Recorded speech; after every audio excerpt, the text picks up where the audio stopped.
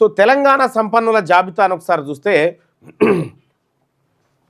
Murali Divi's lab అయినా, Pitchi Reddy mega company, P V Krishna Reddy mega engineering company, Parthasarathy Reddy Hetero drugs, Ayodhya Rama Reddy Ramky group, Venkateswara Reddy Aparna enterprises, K Satish Reddy doctor Reddy's, G V Prasad doctor Reddy's, Bollineni Bhaskar Rao KIMS hospital, Pratap C Reddy Apollo hospitals, Ram Prasad Reddy Aurobindo pharma, G Ravinder Rao Yashoda hospitals, M Satyanarayana Reddy MSN pharma అని చెప్పి.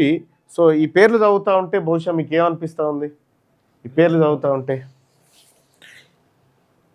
అంటే వీళ్ళ దగ్గర లక్షల కోట్ల సంపద వీళ్ళ దగ్గర వచ్చినది. సమాజంలో వీళ్ళు మనలాగానే మనుషులు, వీళ్ళు మనలాగానే వచ్చిన వాళ్ళు, పుడుతూనే ఎవరి చేతికి సంపద రాదు కదా. మరి వీళ్ళ చేతికి ఎట్లా వచ్చింది? వీళ్ళ కుటుంబాలు ఎట్లా లక్షల కోట్ల రూపాయలు సంపాదించే దిశగా పోతూ ఉన్నాయి? ఎందుకు దీంట్లో టాప్ 100 లిస్ట్ చెప్తా, మీరు ఆశ్చర్యపోతారు. ఇక